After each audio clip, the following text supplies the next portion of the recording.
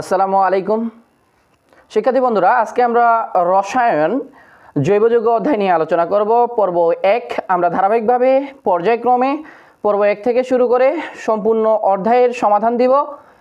আমরা এই জৈব যৌগ অধ্যায়ে আমরা বেসিক থেকে শুরু করে সম্পূর্ণ সৃজনশীলের কোশ্চেনের প্যাটার্ন সম্পর্কে বলে দিব।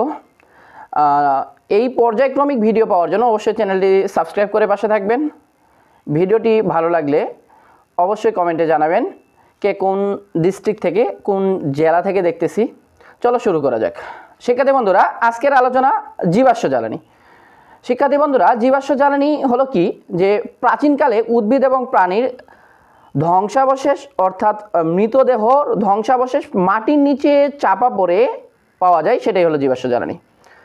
শিক্ষার্থী বন্ধুরা, এই যে জীবাশ্ম জ্বালানি শত শত মিলিয়ন বছর মাটির নিচে চাপা পড়ে পাওয়া পদার্থ অর্থাৎ ধ্বংসাবশেষ, এটাই হলো আমাদের জীবাশ্ম জ্বালানি। এই জীবাশ্ম জ্বালানিতে থাকে আমাদের কয়লা, প্রাকৃতিক গ্যাস, পেট্রোল, বিভিন্ন ধরনের পদার্থ থাকে, এইগুলাই হলো আমাদের জীবাশ্ম জ্বালানি। আবারও বলতেছি, পেট্রোল, গ্যাসোলিন, পেট্রোলিয়াম সব কিছুর মিশ্রণই হলো আমাদের জীবাশ্ম জ্বালানি। তাহলে এই যে জীবাশ্ম জ্বালানি আছে, এই জীবাশ্ম জ্বালানি কোথা থেকে পাই আমরা? জীবাশ্ম জ্বালানি হচ্ছে উদ্ভিদ, জলজ উদ্ভিদ, জলজ প্রাণী অথবা গাছপালা, জুওপ্লাঙ্কটন, ফাইটোপ্লাঙ্কটন অর্থাৎ মাটির নিচে চাপা পড়ে এই পদার্থটি হলো আমাদের জীবাশ্ম জ্বালানি।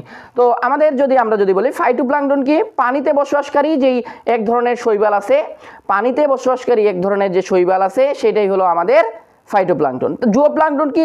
জু অর্থ প্রাণী, জু অর্থ প্রাণী অর্থাৎ মাটিতে বা পানিতে বসবাসকারী যে ছোট ছোট উদ্ভিদ আছে সেটা আমাদের জুওপ্লাঙ্কটন। তাহলে আমরা দেখতেছি যে বড় বড় উদ্ভিদ থেকে উদ্ভিদের চাপা পড়ে মাটির নিচে যে পদার্থগুলো পাওয়া যায় সেটা থেকে আমরা কয়লা এবং ফাইটোপ্লাঙ্কটন, জুওপ্লাঙ্কটন মৃতদেহ প্রাণীর দেহাবশেষ, পেট্রোলিয়াম সৃষ্টি করে। অর্থাৎ আমরা বলতে পারি যে বড় বড় যে উদ্ভিদের গাছপালাগুলো মাটির নিচে চাপা পড়ে সেগুলা থেকে আমরা কয়লা পাই।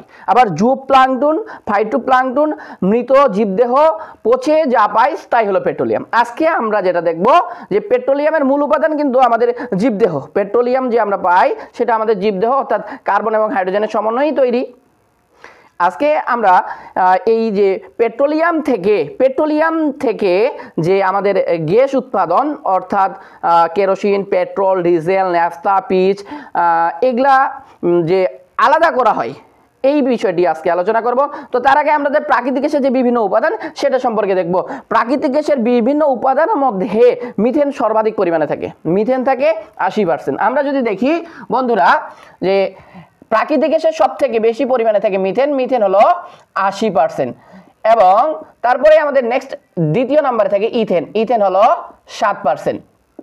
প্রোপেন তৃতীয় নম্বরে, প্রোপেন থাকে আমাদের 6% এবং আইসোবিউটেন থাকে 4%।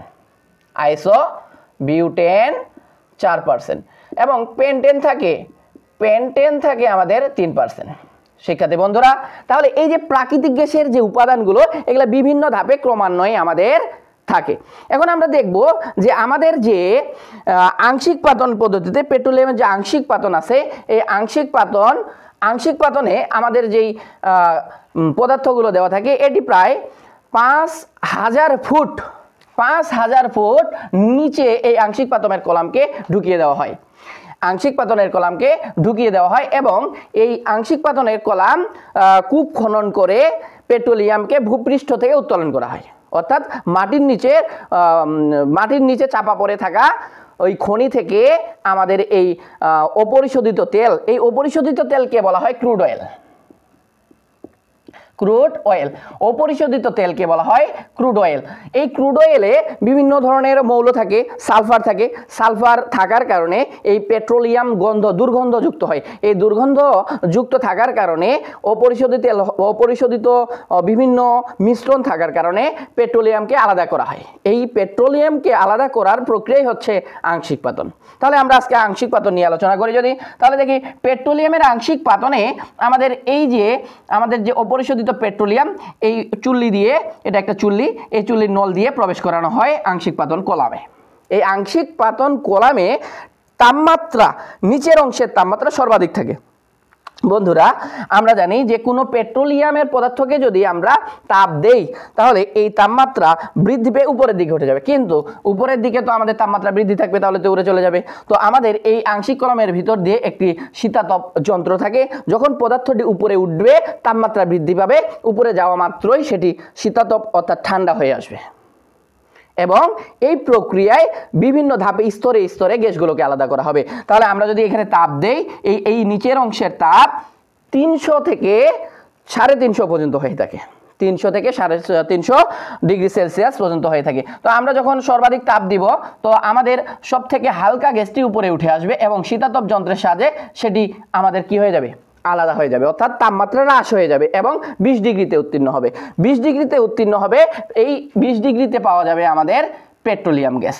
পেট্রোলিয়াম গ্যাসে কার্বন সংখ্যা হয়ে থাকে, পেট্রোলিয়াম গ্যাসে কার্বন সংখ্যা হয়ে থাকে 1 থেকে 4। তাহলে এই পেট্রোলিয়াম গ্যাসের কার্বন সংখ্যা 1 থেকে 4। আমাদেরকে বিষয়টি মনে রাখতে হবে যে পেট্রোলিয়াম গ্যাসের কার্বন সংখ্যা 1 থেকে 4।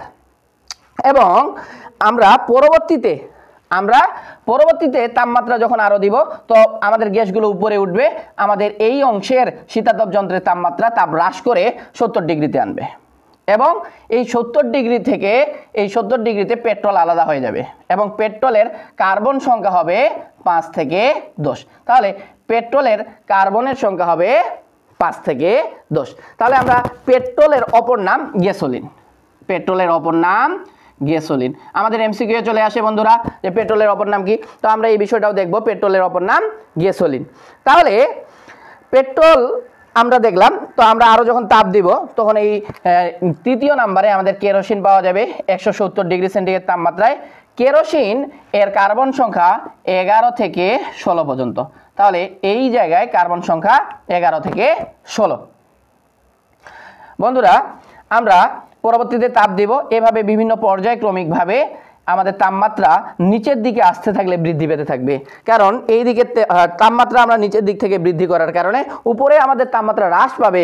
আমরা পর্যায়ক্রমিকভাবে পেট্রোল পেলাম, পেট্রোলের পর আমরা পাবো পেট্রোলিয়াম গ্যাস পাবো, পেট্রোলিয়াম গ্যাসের পর পেট্রোল, পেট্রোলের পর আমরা কেরোসিন, কেরোসিনের পর ন্যাফথা। আমরা এইভাবে পর্যায়ক্রমিকভাবে গ্যাসগুলো পেয়ে থাকতে আমরা জ্বালানিগুলো পেয়ে থাকতেছি।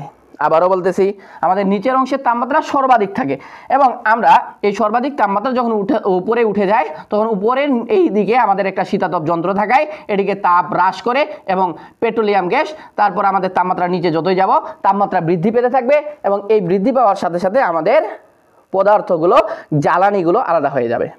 তাহলে আমরা এই 270 ডিগ্রি তাপমাত্রায় আমরা ডিজেল পাবো এবং ডিজেলের কার্বন সংখ্যা হবে 11 থেকে 20 পর্যন্ত।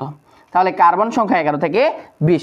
তারপরে আমরা 240 ডিগ্রি সেন্টিগ্রেড তাপমাত্রায় এই লুব্রিকেন্ট বা প্যারাফিন মোম পাবো। এই প্যারাফিন মোমের কার্বন সংখ্যা হবে 20 থেকে কার্বন সংখ্যা 30। এই জ্বালানিগুলো পেয়ে থাকি এবং সর্বনিম্নে 300, আমাদের যেই বললাম বন্ধুরা 300 থেকে 350 ডিগ্রি সেন্টিগ্রেড তাপমাত্রায় আমরা সেইখানে পেয়ে থাকবো বিটুমিন অর্থাৎ পিচ। আমরা রাস্তার ঢালাই কাজে যেই জ্বালানিগুলো ব্যবহার করে থাকি সেই যেই পিচ ব্যবহার করি, এটা আলাদা হয়ে যাবে 370 ডিগ্রি সেন্টিগ্রেড তাপমাত্রায়। তাহলে আমরা এই তাপমাত্রার মাধ্যমে আলাদা করতে পারতেছি। আজকে আমাদের এই আংশিক পাতন সম্পর্কে আলোচনা করা হলো। আমরা পরবর্তী ধাপে হাইড্রোকার্বন সম্পর্কে আলোচনা করে দেই। আমরা পরবর্তী পর্বে অবশ্যই অ্যালকেন, অ্যালকিন, অ্যালকাইন, অ্যালকোহল, অ্যালডিহাইড, আমরা 6টি মৌল যে কার্যকরী মূলক এবং বিভিন্ন ধাপ এগুলো নিয়ে আলোচনা করব। আমরা এবার চলে যাই হাইড্রোকার্বন। হাইড্রোকার্বন কি? হাইড্রোকার্বন হলো হাইড্রোজেন এবং কার্বনের সমন্বয়ে গঠিত যৌগ। হাইড্রোজেন এবং কার্বনের সমন্বয়ে গঠিত যৌগ হলো হাইড্রোকার্বন। হাইড্রোকার্বনকে দুই ভাগে ভাগ করা হয়। এই যে হাইড্রোকার্বন আছে, এই হাইড্রোকার্বনকে দুই ভাগে ভাগ করা হয়, এক এলিফ্যাটিক, এক অ্যারোমেটিক। আমাদের নবম দশম শ্রেণীর বইয়ে এলিফ্যাটিক সম্পর্কে আলোচনা করা আছে, অ্যারোমেটিক যৌগ আমাদের পরবর্তী ধাপে। তারপর আমাদের অ্যারোমেটিক যৌগ আছে আমাদের এই বইয়ে দুইটি, আমাদের একটু জানতে হবে। একান্তর দ্বিবন্ধন থাকে অ্যারোমেটিক যৌগ, একান্তর দ্বিবন্ধন থাকে। তাহলে এই একান্তর দ্বিবন্ধন একান্ত দ্বিবন্ধন থাকে এবং অর্থাৎ একটি একক একটি দ্বিবন্ধন, যেমন বেনজিন এবং ন্যাপথালিন। আমরা যদি বেনজিনকে দেখি বন্ধুরা, আমরা বেনজিনের সংকেত দেখছি যে বেনজিন, এই বেনজিনে একটি একক বন্ধন একটি দ্বিবন্ধন থাকে। তাহলে আমাদের এই যে দ্বিবন্ধন, এই যে দ্বিবন্ধন, এই যে দ্বিবন্ধন, তাহলে এই যে একক বন্ধন দ্বিবন্ধন, একক বন্ধন দ্বিবন্ধন, একক বন্ধন দ্বিবন্ধন, এটাই হলো আমাদের বেনজিনের সংকেত। তাহলে আমরা বলতে পারছি বেনজিনে একটি একক বন্ধন একটি দ্বিবন্ধন থাকে। আমাদের ঠিক ন্যাপথালিনে একইভাবে একটি একক বন্ধন একটি দ্বিবন্ধন থাকে। আমরা দ্বিবন্ধন সম্পর্কে তো আমাদের এই বেসিক আলোচনা অ্যারোমেটিকের এই পর্যন্তই। পরবর্তীতে আমাদের এলিফেটিক, এলিফেটিককে দুই ভাগে ভাগ করা হয়, মুক্ত শিকল হাইড্রোকার্বন, বদ্ধ শিকল হাইড্রোকার্বন। তো মুক্ত শিকল হাইড্রোকার্বনগুলো কোনগুলো? মুক্ত শিকল হাইড্রোকার্বনের মধ্যে আছে সম্পৃক্ত, অর্থাৎ সম্পৃক্ত হাইড্রোকার্বন হলো যে যৌগগুলোর একক বন্ধন বিদ্যমান, সেগুলো হলো মুক্ত শিকল, অর্থাৎ এরা স্বাধীনভাবে থাকতে পারে। তো পরবর্তীতে বদ্ধ শিকল হাইড্রোকার্বন, বদ্ধ শিকল হাইড্রোকার্বনের মধ্যে আছে এলিসাইক্লিক যৌগ। এলিসাইক্লিক যৌগকে আবার দুই ভাগে ভাগ করা হয়, সম্পৃক্ত বদ্ধ শিকল, অসম্পৃক্ত বদ্ধ শিকল। তো এই সম্পৃক্ত বদ্ধ শিকলে আছে সাইক্লোপ্রোপেন আর সাইক্লোবিউটেন। আমরা যদি সাইক্লোপ্রোপেনের সংকেত দেখি, সাইক্লোপ্রোপেন হলো CH2 বন CH2 বন CH2 বন, এটাই হলো আমাদের সাইক্লোপ্রোপেন এর সংকেত। এবং এখানে আরও আছে সাইক্লোবিউটেন। সাইক্লোবিউটেনের সংকেত যদি আমরা দেখি, সাইক্লোবিউটেন আমরা বেনজিনের সঙ্গে মিশিয়ে দিলাম, সাইক্লোবিউটেন অর্থাৎ CH2 বন CH2 বন CH2 বন CH2, এটাই হলো আমাদের সাইক্লোবিউটেনের সংকেত। তাহলে পরবর্তীতে আমরা অসম্পৃক্ত বদ্ধ শিকল দেখি।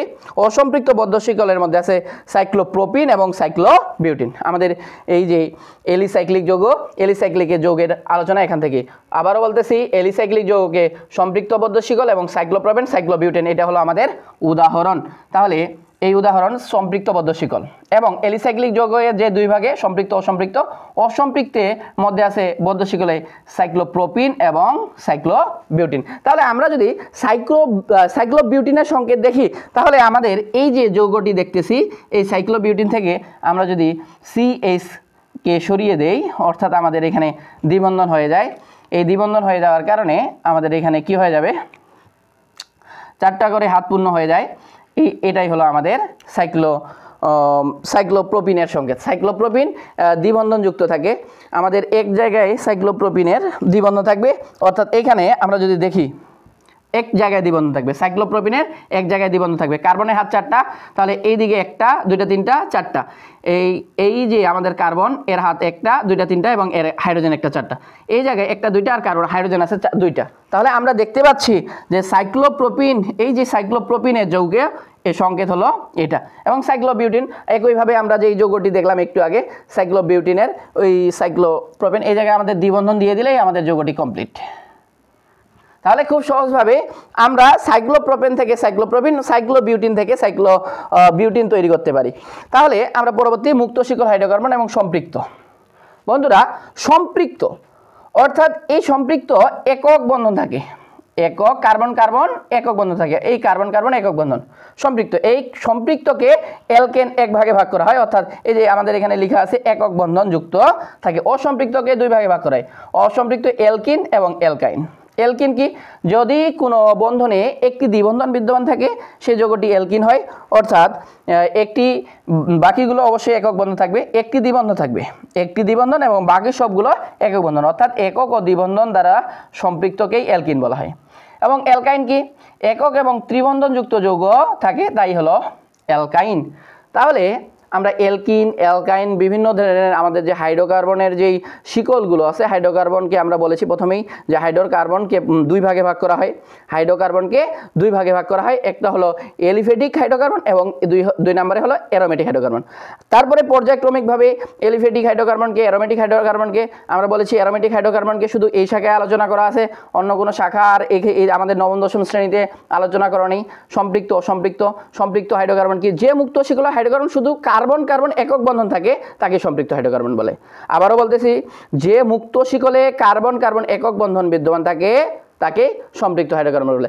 অসম্পৃক্ত কি, অর্থাৎ একটি একক বন্ধন, বাকিগুলো অর্থাৎ দ্বিবন্ধন এবং ত্রিবন্ধন যুক্ত যৌগে, যৌগকে অসম্পৃক্ত হাইড্রোকার্বন বলা হয়। তাহলে এই পর্যায়ক্রমিকভাবে আমাদের এই আলোচনা আজকের পর্বটি এই পর্যন্ত শেষ করতেছি। পরবর্তী পর্ব আমরা অবশ্যই অ্যালকিন অ্যালকাইন অর্থাৎ কার্যকরী মূলক নিয়ে আলোচনা করব। পরবর্তী ভিডিও পাওয়ার জন্য অবশ্যই চ্যানেলটি সাবস্ক্রাইব করে পাশে থাকবেন। আসসালামু আলাইকুম।